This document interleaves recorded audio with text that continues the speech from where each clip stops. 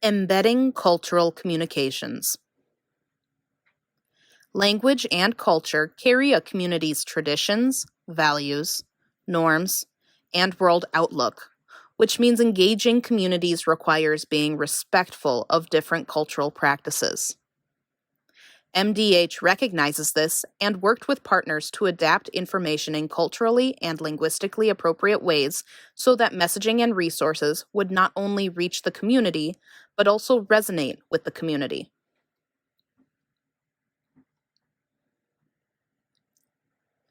Puspa Bandari, a program manager of the Bhutanese Community Organization, confirmed how translating material into Nepali was beneficial in reducing hesitancy to get vaccinated in the Bhutanese community.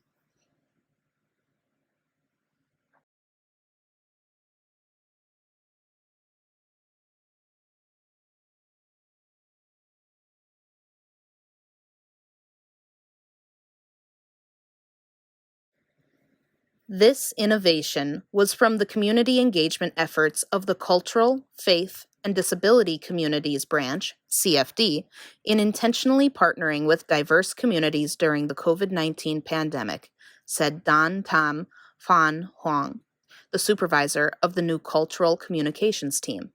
Phan Huang also noted that much of the cultural communications work has evolved and expanded during the pandemic, from going beyond translations to being intentional in considering the cultural knowledge in designing printed and video messages in multiple languages.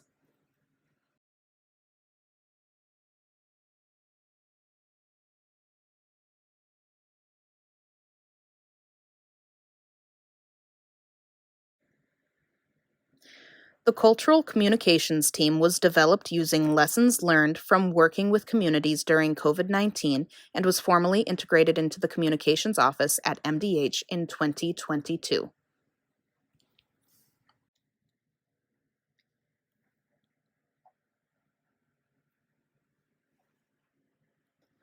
Addressing the barriers.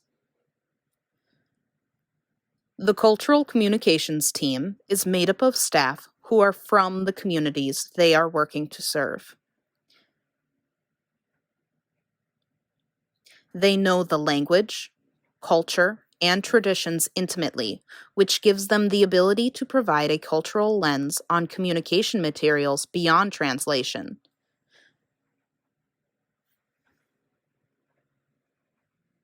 Their experience in Hmong, Somali, and Spanish allows them to create multilingual materials.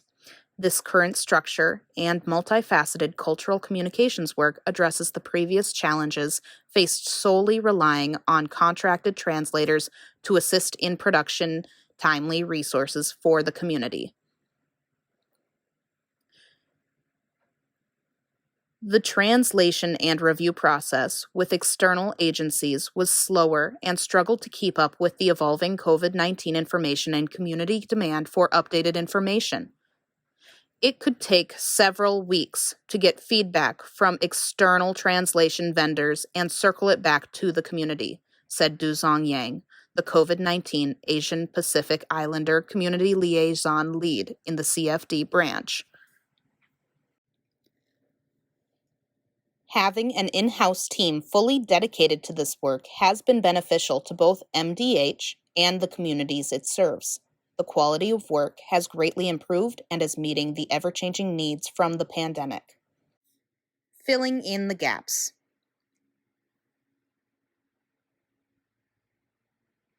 In our work, we wear multiple hats. We are translators, reviewers, proofreaders, editors, interpreters, and consultants.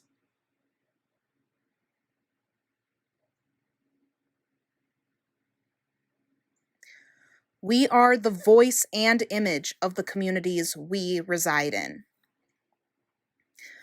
We use our bilingual skills to transmit messages from MDH to our communities, beamed Janina Rudel, the Spanish Cultural Communications Specialist on the Cultural Communications team. The new staff currently focuses on COVID-19 resource development and offers trainings for MDH staff to learn about cultural communications. For other topic areas and languages, MDH is piloting a multilingual pay differential program, which allows MDH staff with bilingual or multilingual skills to be compensated for translating and reviewing health messaging to ensure its appropriateness and applicability to communities. This program allows such employees to be compensated for the language services I offer during a certain pay period, said Erica Chung, an international health partner at MDH. The multilingual pay differential program complements the cultural communications work.